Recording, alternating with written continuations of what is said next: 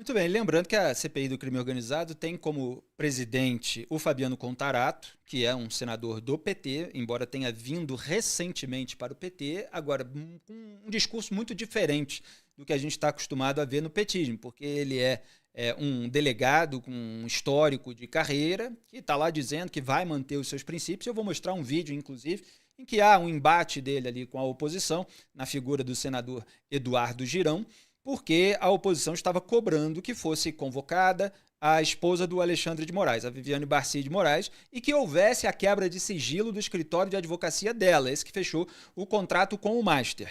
Mas o Fabiano Contarato pediu ali uma consultoria da advocacia do Senado, houve uma recomendação para que não fossem tão incisivos num primeiro momento, mas deixou em aberto a possibilidade de tomar medidas mais incisivas numa segunda etapa. O vídeo é autoexplicativo, ele é um pouquinho mais longo, mas já editei para vocês, tem o Fabiano Contarato no começo explicando, o Eduardo Girão contestando e depois um arremate do Contarato. Pode rodar.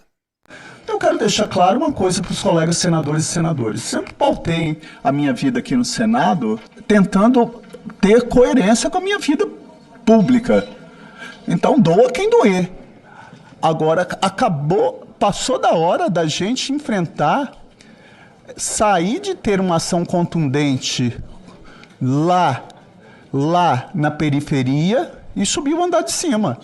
E esse é o momento nessa CPI. E eu quero justamente deixar claro que por isso eu estou tomando e tenho que ter honestidade intelectual e responsabilidade, porque eu não posso ter aqui um comportamento imprudente de ficar convocando ou quebrando sigilo se eu não tiver um mínimo de nexo causal ou relação de causalidade. Por exemplo, tiveram alguns requerimentos do relator que eu submeti à advocacia do Senado. Eu não tenho como quebrar o sigilo de um advogado ou uma advogada pelo simples fato dele ser advogado do Banco Master. Eu tenho que ter fatos. E esses fatos têm que ser concretos, porque existe um estatuto da advocacia. Esse parecer já está disponibilizado, ele estava no caráter de confidencialidade, eu vou publicizar, porque um dos princípios que rege a administração pública, previsto no artigo 37, é a publicidade de seus atos, para que todos os senadores tenham acesso de por que eu não estou pautando, e aqui eu quero fazer já a solicitação à secretaria, para que retire de pauta a convocação de advogado ou escritório de advocacia ou quebra de sigilo se não tiver nexo causal. Onde que eu quero chegar com todo respeito? Por que essa presidência entende que a atuação do Banco Master tem que estar aqui na CPI do crime organizado? Levando em consideração o nexo causal. O Código Penal, no artigo 13, fala: o resultado de que depende a existência de um crime somente é imputável a quem lhe deu causa. Considera-se causa a ação ou omissão sem a qual o resultado não teria ocorrido. Olha, eu tenho a REAG, ela tem a comprovação de recebimento de dinheiro do PCC. Ora, se eu tenho a comprovação do vinculação da REAG recebendo dinheiro do PCC e tem a vinculação da REAG com o Banco Master, instalou-se aí o momento do nexo causal, daí essa presidência entender que tem nexo causal você fazer e trazer para essa CPI a apuração de qualquer conduta envolvendo o Banco Master, que, diga-se de passagem, estima-se em mais de quase 80 bilhões de prejuízos a quantos brasileiros e brasileiras. Em primeiro lugar, eu queria reconhecer e parabenizar por pautar muitos requerimentos. Tem que reconhecer isso. O senhor está pautando muitos requerimentos aqui espinhosos. Mas eu não posso deixar de apelar, em nome da coerência, alguns requerimentos que o senhor deixou de fora, que tem nexo causal, e outros que o senhor, pelo menos foi isso que eu entendi, está tirando na hora do jogo, na hora da deliberação. Né? Que, por exemplo, um requerimento importante que o Brasil aguarda e está escandalizado, o país está escandalizado, com os 129 milhões de reais de uma advogada, de um escritório, da esposa de um ministro do Supremo Tribunal Federal, com o Banco Master, que me parece não teve atuação nenhuma efetiva em defesa desse banco. E eu andei conversando, senador Sérgio Moro, já morei nos Estados Unidos e conversei com gente de bancos, brasileiros e estrangeiros que participam de fusões trilionárias. E quando eu falei desse valor de 129 milhões de um contrato, os caras riram. Você tá brincando comigo. Isso não existe. Então, essa quebra de sigilo da senhora Viviane Barsi é fundamental que esteja pautado.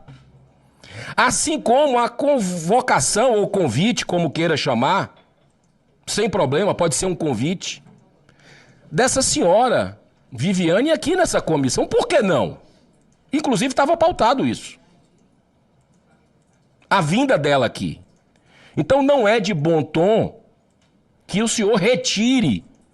Eu quero deixar claro uma coisa, senador Girão, com todo respeito, né? A gente também tem que ter responsabilidade no que fala, para não ter um caráter ofensivo com relação à minha pessoa. Uma coisa que eu tento ter sempre aqui é honestidade intelectual. Honestidade. Eu nunca tive comportamento de blindar ninguém. Eu apenas fiz uma consulta à consultoria do Senado, o senador Alessandro sabe disso, porque eu não posso simplesmente presumir crime organizado. Isso é muito grave. Como que eu vou falar que o senhor faz parte, o senhor vai ter que ser convocado para uma CPI do crime organizado pelo simples fato de o senhor ser advogado de um banco? Se a relação ali, ela é profissional. Isso não sou eu que estou falando. Está aqui o parecer que vai ser disponibilizado. A Comissão Parlamentar de Inquérito, nos termos do parágrafo 3º do artigo 58 da Constituição, acha-se investida de poderes instrutórios próprios de autoridades judiciais, podendo, por ato próprio, decretar a quebra de sigilos bancário, telemático e telefônico. Tais poderes não se revestem, contudo, de caráter absoluto, antes se submetendo aos mesmos lindes que conformam a atuação dos magistrados, entre os quais se insere o dever de resguardar a inviolabilidade dos escritórios de advocacia a teor do disposto do inciso 2 do artigo 7º da Lei 8.906. Então, se a partir do momento, ainda hoje nós não temos nenhum elemento que faça essa comprovação. A partir do momento que tiver, eu pergunto, o escritório de advocacia, o advogado, ele é sujeito a objeto de investigação? Ele está sendo investigado? Ele está sendo acusado? Existem elementos fáticos, não é na via da opinião, não é ilação, porque a gente tem que ter responsabilidade. São vidas de pessoas, tem conduta, comportamento moral. São histórias de vida. Então, eu estou tirando apenas a convocação e mantendo o convite. É isso que eu estou fazendo. E retirei... Não tem quebra de sigilo, tendo em vista o parecer da advocacia. A partir do momento que essa CPI avançar e tivermos elementos que dê sustentação para que ela possa ter a quebra do sigilo telemático, fiscal, qualquer que seja, de qualquer natureza, pode ter certeza que isso será feito. Mas, por favor, meu comportamento aqui é de apurar independente, doa quem doer. Aí, nessa CPI não tem lado. Não tem lado A, lado B. Nós temos aqui a responsabilidade. Tem um plano de trabalho do querido senador Alessandro, que foi aprovado por todos os colegas e que dentro desse braço ali no plano de trabalho existe essa possibilidade que é nesse sentido. Tá aí, o Fabiano Contarato, presidente da CPI do crime organizado, de certa forma ele paga um preço por ser do PT e ser associado ao governo que blinda uma série de pessoas contra convocações de CPIs em geral, como está acontecendo nesse momento na Comissão Parlamentar Mista de Inquérito do INSS. E o Eduardo Girão tem criticado essa blindagem também. Apareceu notícia na imprensa, aliás, foi repercutida na própria sessão pelo Sérgio Moro, de que o Planalto tenta blindar, inclusive ministros do STF, está tentando blindar ali o Lulinha, a convocação de pessoas próximas. Aliás, tem notícias aí sobre possíveis delações premiadas que entregariam o filho do atual presidente. Então, há um debate sobre até que ponto está havendo um cuidado de ir aos poucos avançando para ter provas, para medidas mais gravosas e até que ponto existe uma blindagem. E o outro aspecto, Bruno Brandão, diretor executivo da Transparência Internacional Brasil, que está aqui nesse programa comigo. O outro aspecto também que a gente precisa refletir é a própria dificuldade de se investigar advogado e escritório de advocacia eventualmente ligado a algum tipo de falcatrua, algum tipo de crime, etc. Não estou dizendo que nesse caso estão ligados, estou dizendo da dificuldade justamente porque existe uma blindagem maior em relação a esses casos e a gente sabe que eventualmente criminosos utilizam essa inviolabilidade para a seu favor, vamos dizer assim. Então é preciso cuidado, mas é preciso avançar conforme os indícios. O que você avalia, Bruno, de todo esse debate? Bom, do ponto de vista técnico, muito na linha do que você acabou de dizer. No mundo inteiro, a advocacia é considerada uma área de alto risco de corrupção. Não de corrupção só da própria advocacia, mas como veículo de grande corrupção dos poderes, principalmente os poderes judiciários no mundo inteiro, né? É o chamado enabler, né? O facilitador da grande corrupção. Por várias razões. A advocacia ela pode prestar serviços, por exemplo, de blindagem patrimonial, que serve para mecanismos de proteção de recursos de origem que jamais sejam alcançados. Ela também pode servir para estruturação de offshores, de veículos corporativos que escondem o beneficiário final, que é o que nós temos visto nesses casos aí do Banco Master, da REAG, do próprio Taiaiá, né, offshores com remessas de dezenas de milhões de reais, e que não se sabia, por exemplo, que o próprio ministro Toffoli era um beneficiário final, até então oculto, dessa estrutura. Então, a advocacia ela presta muito serviço para esse tipo de mecanismo que oculta o beneficiário final. Isso pode ser usado legalmente? Sim, embora até no espectro mais benigno, que seria apenas para proteção de recursos e alguma engenharia tributária, ainda assim a legitimidade é muito questionável pela opacidade que isso gera. E aí você tem aí no meio desse espectro do que poderia ser utilizado isso para evasão fiscal e sonegação fiscal, né? Que já entra na esfera criminal e que tem uma gravidade, as consequências. E até o ponto mais grave da utilização da advocacia para esses serviços, que é a lavagem de dinheiro, né? Então, inclusive da grande corrupção, do financiamento ao terrorismo, etc. Então, o Brasil já foi alvo de vários alertas sequenciados do GAFI, que é o Grupo de Ação Financeira Internacional, a OCDE, a própria OEA, a Convenção contra a Corrupção, porque aqui existe um grande vácuo normativo no que diz respeito à advocacia. A contabilidade já está regulada, o setor imobiliário, o setor bancário, o setor financeiro, o setor de bens de luxo, todos esses setores de alto risco, eles já têm autorregulação e mecanismos de controle e compliance segundo a legislação brasileira anti-lavagem. A única que não tem, a única relevante que até hoje resiste a isso é a advocacia brasileira, é a OAB, né?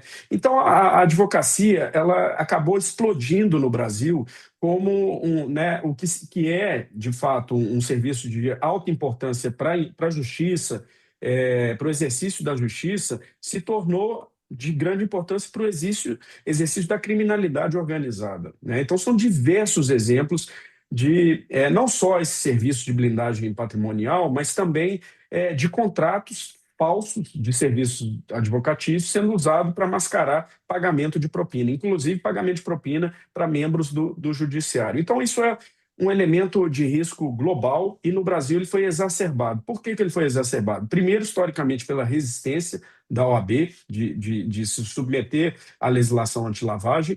Segundo lugar, depois da decisão, depois de 2022, que foi uma resposta da OAB à Operação Esquema S, que viu a utilização de escritórios de elite no Rio de Janeiro para, supostamente, conforme o Ministério Público, a polícia, para mascarar esquemas de pagamento de propina com contratos falsos superfaturados de advocacia, a OAB, ao invés de estreitar os controles, aumentar os controles, ela conseguiu passar no Congresso Nacional um enfraquecimento geral dos controles numa reforma do Estatuto da OAB. Hoje, no Brasil, a partir dessa reforma de 2022, o próprio judiciário lava dinheiro Hoje você pode lavar dinheiro em juízo no Brasil. O que significa isso? O que eu quero dizer com isso? A partir dessa reforma, se um juiz faz uma apreensão de bens, digamos, de um traficante, um narcotraficante, alguém da criminalidade violenta, 20 milhões de reais, a partir dessa resolução do Congresso Nacional, essa lei aprovada por origem da OAB, o juiz ele é obrigado a reservar até 20% desse recurso de origem ilícita, não comprovada a origem ilícita, reserva 20% para pagar o advogado. 4 milhões de reais tem que ir para o advogado. E o advogado muito facilmente pode retornar isso, se estiver agindo de má fé, pode retornar isso ao próprio traficante. E mesmo que fique com o advogado, o judiciário brasileiro retornou à economia lícita um dinheiro do crime. Ele voltou para a economia formal, ou seja, no Brasil hoje lava-se dinheiro pelo Poder Judiciário. Nós chegamos a esse extremo. E aí veio 2023... Só para deixar claro, Bruno, você está falando de uma Sim. lavagem legal, institucionalizada, é isso? Institucionalizada, legalizada e exercida pelo próprio poder. O juiz faz isso, ele tem que fazer, segundo essa lei, né, de Só para origem deixar claro da que OAB. não é uma Nós fizemos acusação esse criminal que você está fazendo aqui. Você está Não, criticando uma medida que acabou institucionalizando uma prática que você repudia. Não sou eu que repudio. São todos os organismos internacionais que repudiam essa facilitação de usar o próprio sistema judiciário para lavar dinheiro. É isso que o termo é esse, né? Vulgarmente, como as pessoas conhecem como lavagem de dinheiro. Mas é o que acontece quando você pega dinheiro do crime, de origem ilícita, não tem qualquer comprovação, e você retorna para a economia lícita. Né? É o mecanismo mais essencial da lavagem de dinheiro. Hoje, no Brasil, o Poder Judiciário faz isso, é obrigado a fazer isso, porque o Congresso Nacional, com o lobby da OAB, passou essa legislação. E não foi só isso, foram outras várias barreiras para se investigar um escritório. Hoje é muito mais difícil do que antes da esquema essa grande operação contra os escritórios de advocacia supostamente envolvidos em esquemas de grande corrupção e supostamente envolvendo juízes das cortes superiores em Brasília. Mas só para complementar o quadro geral de explosão da corrupção na advocacia e do crime organizado, viabilizado pela advocacia, é que depois veio o próprio STF e permitiu que juízes no Brasil inteiro, não só no STF, que são os mais visíveis, mas hoje no Brasil inteiro, juízes podem julgar causas de escritórios em que tem parentes como sócios. Né? Então, você aproxima esse problema da corrupção e da lavagem de dinheiro diretamente ao Poder Judiciário. Né? Então, é extremamente grave essa situação. E esse caso específico, ele merece explicações, é evidente que merece, não tem qualquer parâmetro, um contrato nesse valor. Então, talvez o senador Contarato, ele, na situação difícil que ele se encontra, de ter que se reeleger, ter uma pressão popular, mas também a pressão sobre os poderes, né, que não querem ver isso ir adiante, ele fez uma solução salomônica ali, talvez. Vamos convidar a advogada e ela vai ter a oportunidade de explicar como que um honorário de 129 milhões, né, de um banco com um esquema bilionário de corrupção, ele se justifica. Quais são os serviços, né, o prestado? Isso é muito importante. O Brasil merece essa clarificação. Então, dê a oportunidade para a advogada trazer essas explicações para o país. E se não tiver explicações ou se recusar o convite, eu acredito que o Senado precisa cumprir com a obrigação de controle dos atos, né, do Poder Judiciário, que é a esposa de um ministro constitucional, e tomar medidas mais gravosas. Pois é, o pessoal da oposição queria medida mais gravosa, pressionou ali, mas tolerou a solução salomônica ali do Fabiano Contarato, até porque ele estava pautando 69 requerimentos, muita coisa incisiva acabou sendo aprovada. Agora, ela tem a possibilidade de recusar o convite, de não ir. E eu imagino que se ela não for, vai aumentar a pressão para que haja uma convocação, para que haja uma quebra de sigilo. Então pode ser que avance alguma coisa nesse sentido. E quando o Bruno fala de pagamento de propina por meio de escritório de advocacia, é bom as pessoas terem em mente. É raro pessoas que já estão acostumadas com as sombras do poder chegar com uma mochila de dinheiro e entregar na mão de uma autoridade muito poderosa. Então, esses esquemas, como a gente conhece, eles foram se tornando mais sutis, mais indiretos. E aí o sujeito faz um contrato de fachada para prestação de supostos serviços advocatícios que nunca de fato são prestados ou são prestados apenas parcialmente para encobrir um montante muito maior que está sendo pago com outro objetivo de conseguir algum tipo de decisão, algum tipo de facilidade, etc. Então, são essas suspeitas que pairam no ar nesse momento.